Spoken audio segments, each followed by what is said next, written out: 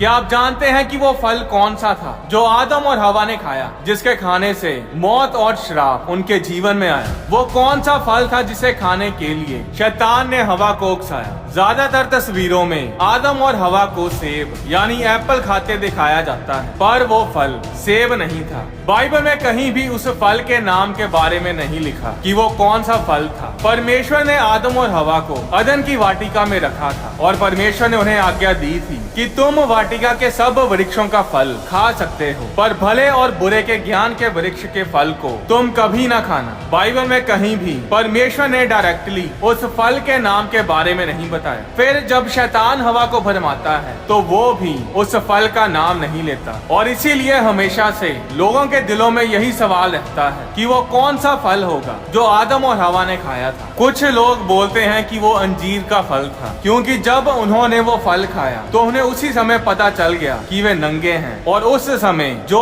पेड़ उनके पास मौजूद था उन्होंने उसी पेड़ के यानी अंजीर के पत्तों के कपड़े बना लिए। फिर लोग ये भी बोलते हैं कि यीशु मसीह ने अंजीर के पेड़ को श्रापित किया था, इसलिए वो फल अंजीर का फल ही है। मरकुस अध्याय 11 उसकी 12-13 आयत में लिखा कि यीशु मसीह को भूख लगी थी और इसीलिए वो अंजीर के पेड़ के पास आए थे ताकि उसका फल खा सके। यीशु मसीह उस पेड़ को श्रापित करने के इरादे से उसके पास नहीं आए थे। तो भले और बुरे के ज्ञान का वृक्ष वो फल ना तो सेब है और ना ही अंजीर, वो फल है अंगूर। जी हाँ, परमेश्वर की आज्ञा तोड़कर जो फल आदम और हवा ने खाया और जिसे खाने से उनके जीवन में श्राप और मौत आई, वो फल अंगूर था। पर वो फल अंगूर कैसे हो सकता है? बाइबल में तो लिखा है कि वो एक वृक्ष था, एक पेड़, एक ट्री था, पर अंगूर का तो कोई पेड़ नहीं। उसकी बेल होती है, उसकी लताएं होती हैं, अंगूर का वृक्ष नहीं होता। पर क्या आप जानते हैं कि पहले समय में अंगूर का पेड़ इतना बड़ा होता था कि वो वृक्ष के जैसा होता था? इसके बारे में बाइबल में बहुत सी जगहों पर लिखा है। यहेजकेल अध्याय 15 उसकी 2 आयत में परमेश्वर ने कहा, हे मनुष्य के संतान, सब वृक्षों में अंगूर की लता की क्या श्रेष्ठता है। इस वचन में परमेश्वर ने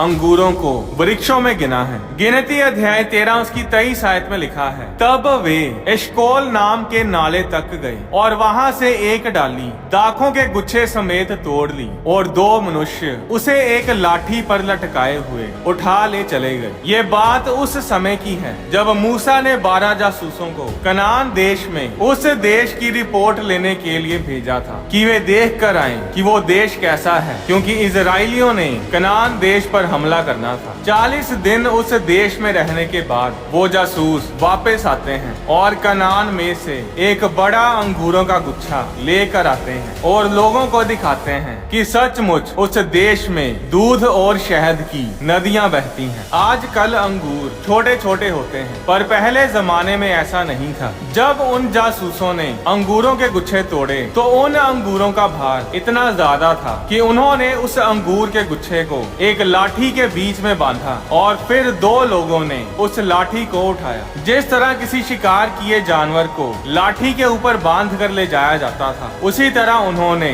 उस अंगूर के गुच्छे को उठाया। अदन की वाटिका में जो वृक्ष लगे थे उनके बारे में गिदोन के बेटे ने भी भविष्यवाणी की थी। तकरीबन सब लोग जानते हैं गिदोन के बारे में। गिदोन के दिनों में इजरायली लोग मूर्ति पूजा बहुत करते थे और इसीलिए परमेश्वर ने इजरायली लोगों को मिधानियों के हाथों में कर दिया। और फिर जब इजरायलियों ने परमेश्वर को पुकारा तो उस समय परमेश्वर गिदोन को चुनता है और गिदोन मिधानियों के साथ लड़ता है। गिदोन बाल देवता की सारी वेदियां और मूर्तियां तोड़ देता है और इस कारण लोग गिदोन को यरूबाल के नाम से पुकारने लगे और इस तरह गिदोन का दूसरा नाम यरूबाल पड़ गया। गिदोन की बहुत सी पत्नियां थी और उन पत्नियों से उसके 70 बेटे पैदा हुए। गिदोन की एक रखैल भी थी जो शकेम नगर में रहती थी, उसके भी एक पुत्र हुआ और गिदोन ने उसका नाम अबीमेलेक रखा। अब कुछ समय बाद गिदोन पूरे बुढ़ापे में मर जाता है और इस बात का फायदा उसकी रखैल से जन्मा पुत्र अबीमेलेक उठाता है। वो अपने रिश्तेदारों के पास शकेम नगर में जाकर उनसे कहता है कि तुम लोगों के लिए क्या भला है, यह कि यरूबाल के 70 पुत्र यानी गिदोन के 70 पुत्र तुम पर राज्य करें, या फिर मैं जो तुम्हारा ही खून हूँ तुम पर राज्य करूँ। और इस कारण शेकेम के लोगों ने सोचा कि अबीमेलेक तो हमारा ही भाई है और इसलिए राजा की गद्दी के लिए इसे ही सपोर्ट की जाए। और इसलिए शेकेम के लोगों ने अबीमेलेक को खूब सारा पैसा दिया और उसने उस पैसे से गुंडे इकट्ठे किए और अपने पिता गिदोन के घर जाकर उसके 70 बेटों को मार डाला। इन 70 बेटों से अलग गिदोन का एक और बेटा था जो सबसे छोटा था। उसका नाम था योताम। अपने भाइयों को मरता देखकर योताम छिप जाता है और बच जाता है। अब शेकेम के लोग इकट्ठे होकर अबीमेलेक को राजा बना देते हैं और उस समय योताम वहां आता है और एक भविष्यवाणी और श्राप की शेकेम और अबीमेलेक के ऊपर घोषणा करता है। इस भविष्यवाणी को ध्यान से सुनिएगा। इस भविष्यवाणी में अदन की वाटिका के खास वृक्षों का जिक्र किया गया है। न्यायों अध्याय 9 उसकी 8 आयत में योताम शेकेम के लोगों से बोलता है कि एक समय था जब वृक्ष इकट्ठे होकर अपने लिए राजा ढूंढने को निकल पड़े। पहले वो जैतून के पेड़ के पास गए और बोले कि हम पर राज्य कर, पर जैतून के पेड़ ने राजा बनने से मना कर दिया। फिर वे अंजीर के पेड़ के पास गए, उसने भी राजा बनने से मना किया। और फिर उन्होंने अंगूरों से यानी दाखलता से कहा तू आकर हम पर राज्य कर, पर दाखलता ने भी उन्हें मना कर दिया। फिर आखिर में उन्होंने झड़बेरी से कहा यानी कटीली झाड़ियों से कहा तू हम पर राज्य कर। न्यायों अध्याय 9 उसकी 15 आयत में कटीली झाड़ियों ने वृक्षों को जवाब दिया यदि तुम अपने ऊपर राजा होने को मेरा अभिषेक सच्चाई से करते हो तो आकर मेरी छाया में शरण लो, और नहीं तो कटीली झाड़ियों से आग निकलेगी जिससे लबानोन के देवदारू भी भस्म हो जाएंगे। फिर योताम शेकेम के लोगों को कहता है कि इसी तरह अब यदि तुम लोगों ने सच्चाई और खराई से अबीमेलेक को राजा बनाया है और यरूबाल यानी गिदोन और गिदोन के घराने से भलाई की है तो अच्छी बात है। तो फिर तुम लोग अबीमेलेक के कारण आनंद करो, एंजॉय करो। पर अगर तुमने गिदोन के घराने के साथ बुराई की है और गलत तरीके से अबीमेलेक को राजा बनाया है तो फिर अबीमेलेक से ऐसी आग निकले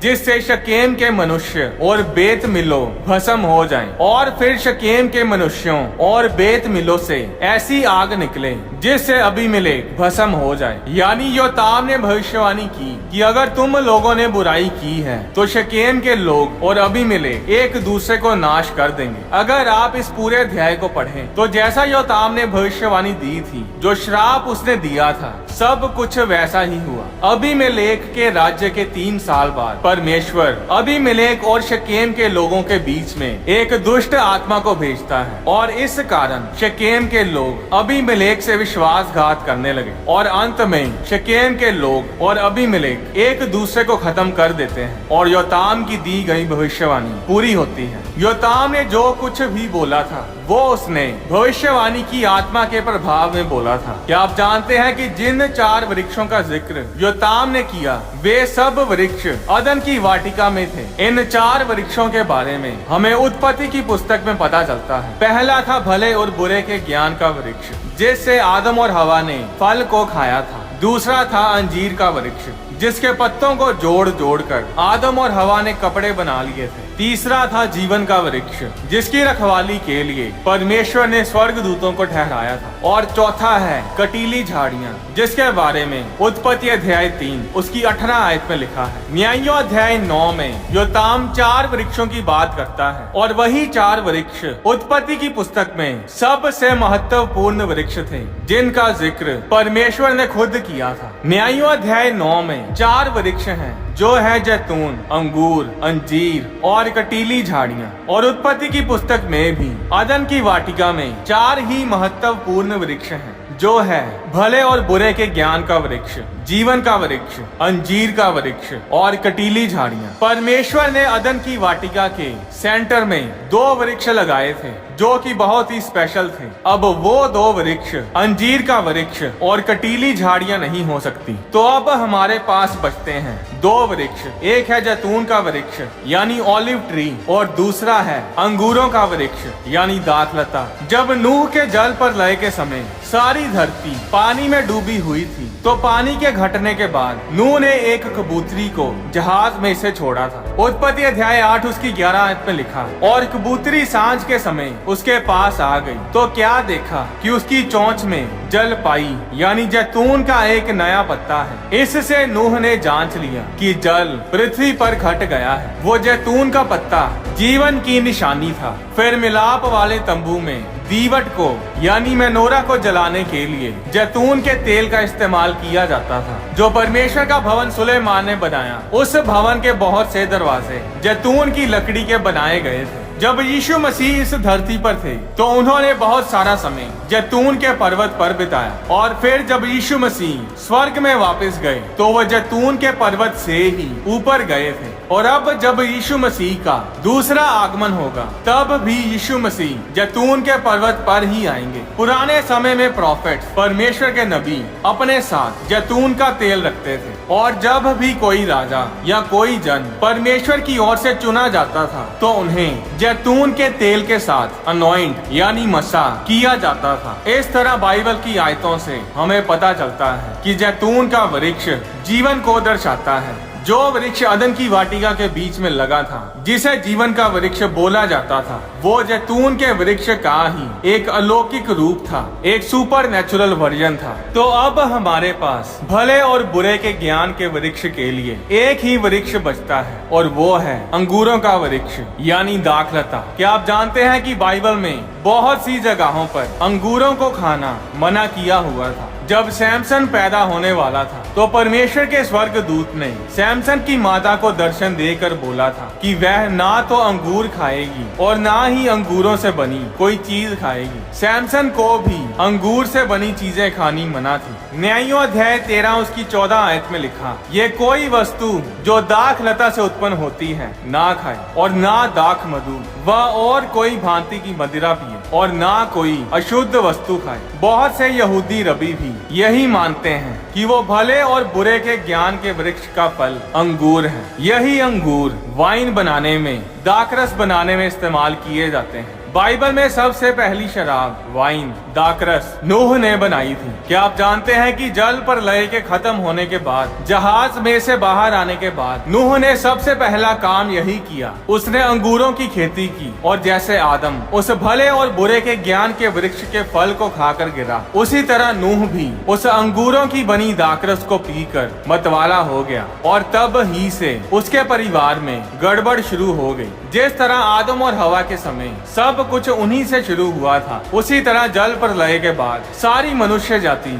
नूह के द्वारा दोबारा से शुरू हुई। और इसीलिए परमेश्वर ने भी जिस तरह आदम को आशीष दी थी, उसी तरह उत्पत्ति अध्याय 9 उसकी 1 आयत में परमेश्वर ने नूह और उसके परिवार को आशीष दी और उनसे कहा कि फूलो फलो और बढ़ो और पृथ्वी में भर जाओ। पहली बार तो आदम गिरा ही, पर दूसरी बार नूह भी गिरा। बाइबल में लोगों ने बड़ी बड़ी गलतियां की जब जब वे दाखरस के मतवाले हो गए। आज भी ऐसा ही है। हर साल तकरीबन 30 लाख लोग शराब, वाइन, अल्कोहल के नशे के कारण मर जाते हैं। लोगों के घर बर्बाद हो जाते हैं। जैतून का वृक्ष जीवन के वृक्ष की निशानी था, और अंगूरों का वृक्ष यानी दाखलता भले और बुरे के ज्ञान के वृक्ष की निशानी थी। पुराने समय में जैतून के तेल को रोटी बनाने के लिए इस्तेमाल किया जाता था। इसके बारे में 1 राजा अध्याय 17 उसकी 12 आयत में भी लिखा है। जब एलिया सारपत नगर की विधवा के पास गया तो उस विधवा ने एलिया को बताया था कि उसके पास केवल घड़े में मुट्ठी भर मैदा और कुप्पी में थोड़ा सा तेल है,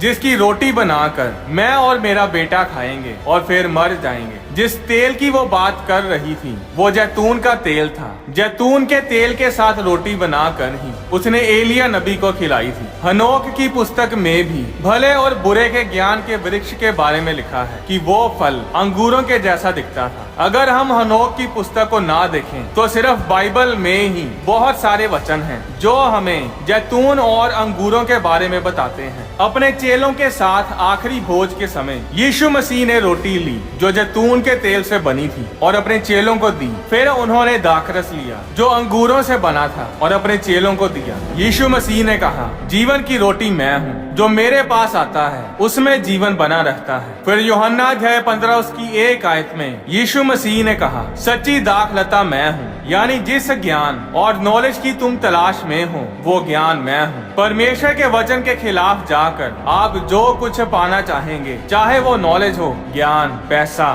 खुशियाँ, रिलेशनशिप्स, सक्सेस, वो सब आपके लिए श्राप है। तो अगर ये वृक्ष इतना ही बुरा था तो परमेश्वर ने उस वृक्ष को लगाया ही क्यों? वो फल, वो वृक्ष बुरा नहीं था। बाइबल में लिखा है कि परमेश्वर ने जो कुछ बनाया वो सब अच्छा था। उत्पत्ति अध्याय 2 उसकी 9 आयत में लिखा, और यहोवा परमेश्वर ने भूमि से सब भांति के वृक्ष जो देखने में मनोहर और जिनके फल खाने में अच्छे हैं उगाए, और वाटिका के बीच में जीवन के वृक्ष को और भले या बुरे के ज्ञान के वृक्ष को भी लगाया। परमेश्वर ने उस भले और बुरे के ज्ञान के वृक्ष को अगर आदम और हवा से दूर ही रखना होता तो वो कभी भी उस वृक्ष को उस अदन की वाटिका के बीच में नहीं लगाता। पाप उस फल को खाने से नहीं हुआ, पाप इसलिए हुआ क्योंकि परमेश्वर की आज्ञा, परमेश्वर का वचन तोड़ दिया गया। वो फल अच्छा था पर क्योंकि परमेश्वर ने उसे खाने से मना किया हुआ था, इसलिए उस फल को परमेश्वर की आज्ञा के खिलाफ जाकर खाना पाप था। अब पानी तो आपके लिए अच्छा है, पर अगर परमेश्वर ने आपको पानी पीने से मना किया है तो फिर वो पानी आपके लिए पानी नहीं बल्कि जहर है।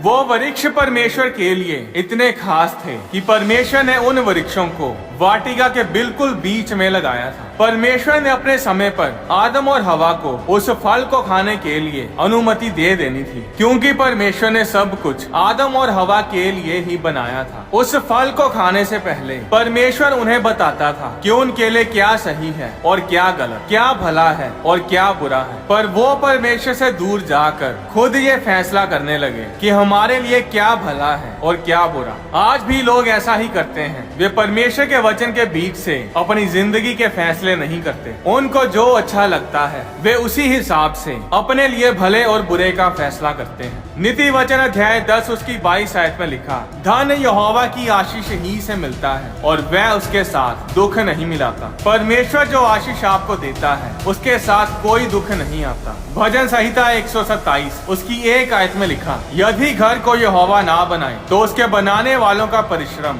व्यर्थ होगा। यदि नगर की रक्षा यहोवा ना करे तो रखवाले का जागना, चौकीदार का जागना व्यर्थ ही होगा। नीति वचन अध्याय 21 उसकी 31 आयत में लिखा, युद्ध के दिन के लिए घोड़ा तैयार तो होता है परंतु जय यहोवा ही से मिलती है। आज लोग दुखी और श्रापित इसीलिए हैं क्योंकि वे आदम और हवा की तरह परमेश्वर के वचन को तोड़कर आशीष की खोज में रहते हैं। पर सच्चा ज्ञान, सच्ची आशीष का सोता सिर्फ यीशु मसीह ही है। आज आपको जो कुछ चाहिए वो सब यीशु मसीह में है। उससे अलग होकर हम कुछ नहीं कर सकते। इसलिए परमेश्वर में बने रहें। अपने हर काम को परमेश्वर के वचन में बने रह कर ही करें। परमेश्वर के वचन से जुड़ी वीडियोस को देखने